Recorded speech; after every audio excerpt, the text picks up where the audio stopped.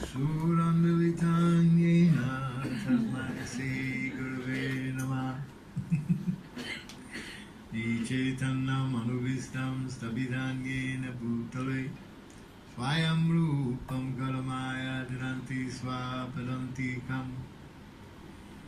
First of all, I offer my humble obeisances unto the lotus feet of my Diksha and Shiksha Guru, Nitya Lila Pravishta Om Vishnupad Asatara Sattasi Srimad Srila A.C. Bhakti Vedanta Swami Prabhupada Ki Jai.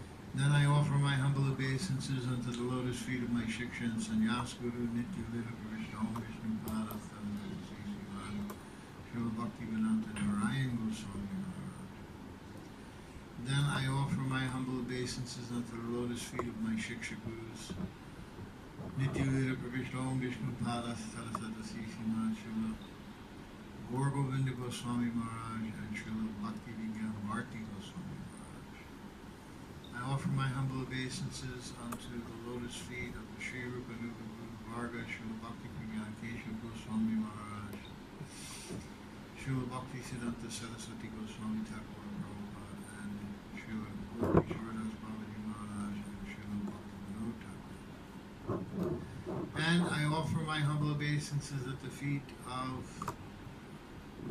Srila Bhakti Vibhuda Bodhayan Maharaj, the head of the assembly, and Srila Giri Maharaj, and to all the Vaishnavas and Vaishnavis who are present here today. So yesterday I was talking a little bit about Saraswati Thakur's pushing the mission of Mahaprabhu to the Western world with my Guru Maharaj, Srila A.C. Bhaktivedanta Swami. But as I pointed out, and as Maharaj pointed out in his lecture, it was the wish, the desire of Srila Bhaktivinoda Thakur and Bhagavati Devi, his saintly mother, that this should happen. So I wanted to take a little step back, how Bhaktivinoda Thakur came to preach the mission of Mahaprabhu, what his great contributions were. When he was living in Jagannath Puri, in that house on Grand Road, he was living there. And he was the magistrate at the courts. And he was so good that when the circuit court judge came to visit the Puri court in the afternoon, the court was closed. He asked, why the court is not open? He said, oh, the court business is done for the day. Court business is done for the day? Yes, all the court business for the whole day is done in the morning. Really? Who is this? Kedarnath Datta, he is the judge. Are the people upset? Is he giving bad ruling? No, everyone is very happy with his rulings. He gives perfect rulings. And he gets everything done quickly in the morning. So then the afternoon, the court is closed. Then what he would do after this is go to the temple at Puri and supervise the management of the 54 offerings for Lord Jagannath at Puri. Every 15 minutes, Jagannath is eating something. So much stuff has to be purchased, so many things have to be done. They're cooking for thousands of people. Who will supervise all this? Kedarnath Datta is doing. Then he goes home. He eats something, takes a bath, eats something, goes to bed, wakes up at midnight, and starts writing. He wrote more than 100 books, 100 bhajans, so many things he wrote. Such great service he did. It cannot be explained, the depth of his service. So, same time, he also was married and had 13 children. You can imagine what kind of man he was. So much service and also 13 children. This means he was completely dedicated. And his mission was to see that the mission of Mahaprabhu went to the Western world. He had a very broad vision, a very broad vision. In Sajjana Toshani, he once wrote in the 1870s, we can already hear Lord Chaitanya's Sankirtan in America. The Salvation Army is playing and singing songs of God's name while using cymbals and drums. He said this is the beginning of Mahaprabhu Sankirtan. He had this kind of vision. Broad-minded, very inclusive kind of vision. So he was praying, I need help. I can't do this on my own, and when I leave, who will carry this on? And that help was the Srila Bhakti Siddhanta Saraswati Goswami Thakur. He appeared in 1874. Maharaj was talking. I did the Jyotish one time. So many Mahapurush Yogas, very extraordinary personality was born on that day. So, he appeared, and when he appeared, he came before the cart 6 months. In February he appeared. In June, July they did the Rath Yatra. That time Bhagavati Devi took her baby out in front of the Lord Jagannath's cart and laid him there. The garland from Lord Jagannath fell around him, and his first grains was the Mahaprasad of Lord Jagannath. So, such auspicious beginnings, From the childhood, he was very strict, very staunch, and he used to assist his father. He would carry the books of his father on his head and go to the preaching programs with his father, and his father would lecture and he would sit and listen.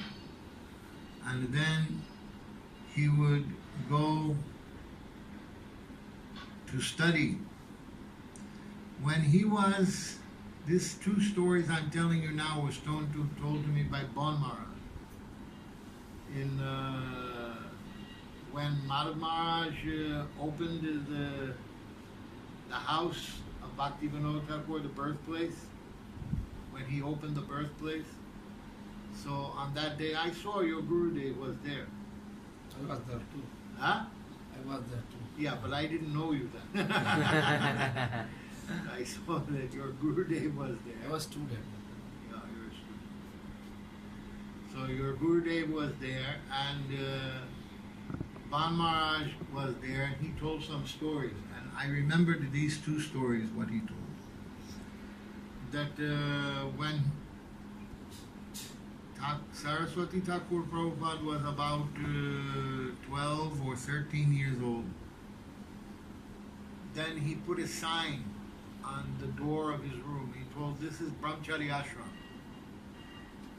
No woman can come in this place. Not my sister, not my mother, nobody. This is only for Brahmachari. He was so strict, even at this young age.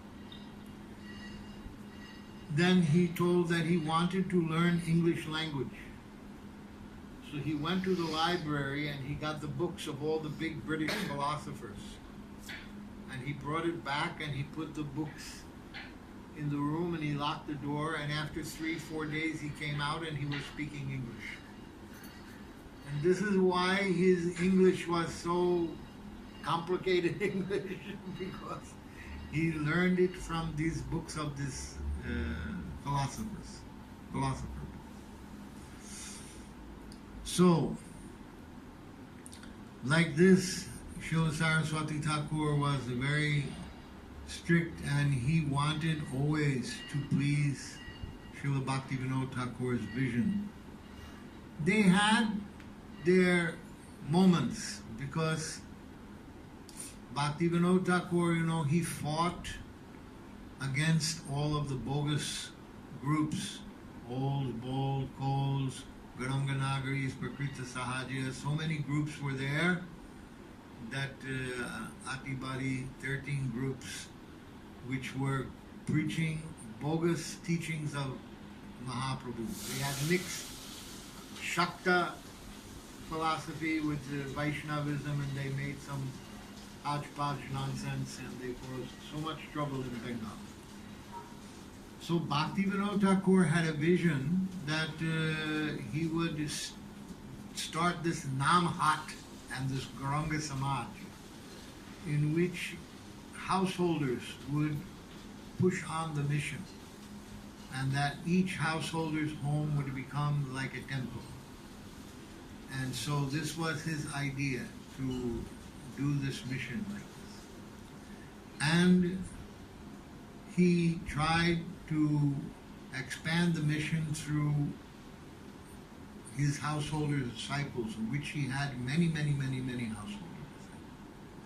He himself remained a householder till the last 3 years of his life. Then he took Bhakti. And Bhakti Siddhanta Saraswati Thakur had an idea to make an institution that would rival Ramakrishna Math. So that's why he made Gaudiya Math.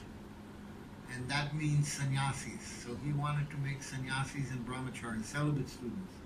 They had some disagreement over this point, but they're just like thunder and lightning in the morning during rainy season, not important. But they had some different idea of how the mission would be spread. And so Saraswati Thakur, when his father was elderly, he went to Mayapur, and he was sitting in Mayapur for many years. For about 7 or 10 years, he sat in Mayapur. He took one vow: I will chant 1 billion names of Krishna so that I can preach the mission of Mahaprabhu. 1 billion. So he was chanting and chanting and chanting, sitting there. They said that on the land there was one mud hut, and there was a straw roof, and there was a hole. So when the rains would come, he would sit there with an umbrella and chant. And chant. The rain was coming inside the hut. So he had very staunch. And during this period of time, at the same time, he had to put his Guru Maharaj in Samadhi and his father in Samadhi. So he had so much responsibility, but still he chanted 1 billion names. 1 billion names. And then he came to start this mission of Mahaprabhu in Bengal with the help of Kunjaba, who was, I think, a disciple of Bhaktivinoda Thakur originally. Oh, Kunjaba. No? But he was, Srila Prabhupada. He became Srila Prabhupada, but he was the one who came to ask Prabhupada to come and preach. Yeah. In 1980. Yeah. He asked him that you come to Calcutta and preach. And so he came there to preach, and Kunja Babu became the disciple of Bhakti Siddhanta Saraswati Goswami Thakur Prabhupada. And Pradip Tirtha Maharaj, he was Bhakti Vinod Thakur's disciple. And he took sannyas from Prabhupada because he wanted one senior sannyasi. So, like this,